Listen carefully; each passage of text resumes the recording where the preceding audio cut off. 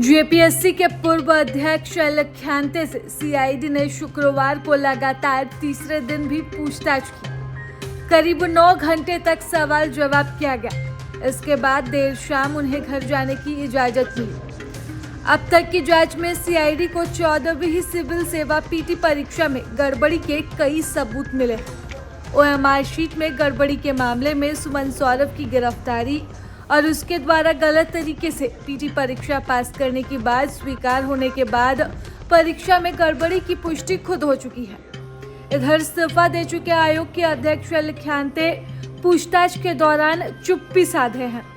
इन सभी तथ्यों को देखते हुए अब इस बात की प्रबल संभावना है कि जेपीएससी पीटी परीक्षा रद्द हो सकती है।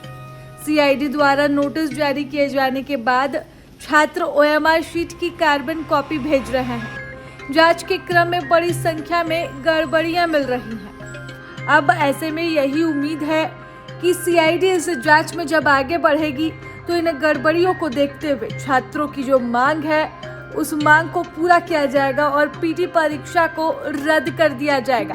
आपको बता दें कि इस वक्त जयपाल सिंह मुंडा स्टेडियम में छात्र प्रदर्शनरत हैं। उनकी मांग बस इतनी है कि पीटी परीक्षा में धांधली हुई है और इस धांधली के चलते कई छात्रों का अवसर छूटा है। इस वजह से पीटी परीक्षा को रद्द कर दिया जाए। पीटी परीक्षा रद्द होने से छात्रों की एक मांग पूरी हो जाएगी। हालांकि जब तक जांच पूरी नहीं होती तब तक परीक्षा रद्द नहीं होगी, इसलिए भी जांच खत्म होने तक छात्रों को इंतजार करना होगा। तो वहीं दूसरी तरफ लख्यांते इस पूरे मामले में कुछ भी बोलने को तैयार नहीं है। लख्यांते की चुप्पी खुद ब खुद इस बात का सबूत है कि किस तरह से पीटी परीक्षा में बड़ी धांधली हुई है।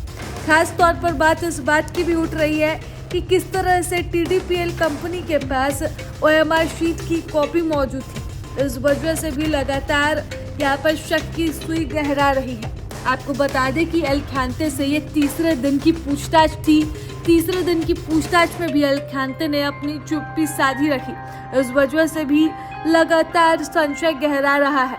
हालांकि अब देखने वाली बात रहेगी कि सीआईडी इस मामले में किस अंजाम तक पहुंचती है और टीडीपीएल दफ्तर कैसे पहुंची ओएमआर शीट। इस सवाल का जवाब भी जब लख्यांते नहीं दे पाते हैं तो अब इसके आगे क्या कुछ कार्रवाई सीआईडी की तरफ से होती है। आपको बता दें कि जांच में गुरुवार को हजारीबाग पुलिस की मदद से अभ्यर्थी सुमन सौरभ को गिरफ्तार कर लिया गया था और अभ्यर्थी सुमन सौरभ ने कुछ चौंकाने वाले खुलासे किए थे। सौरभ का आरोप है कि उसने झारखंड संयुक्त असैनिक सेवा प्रतियोगिता परीक्षा पीटी अनुचित तरीके से पास की थी। सुमन के पास से जो ओएमआर शीट मिली है वह जांच में दिखाए गए अभिलेखों से मेल नहीं खा रही थी। उसने यह भी कबूला कि उसने परीक्षा में सिर्फ 48 प्रश्न के ही उत्तर भरे थे, बावजूद उसके उसे पास घोषित कर दिया गया था। तो ये खुद में बहुत बड़ा सबूत है और इस सबूत के साथ परीक्षा रद्द होनी लगभग तय मानी जा रही है।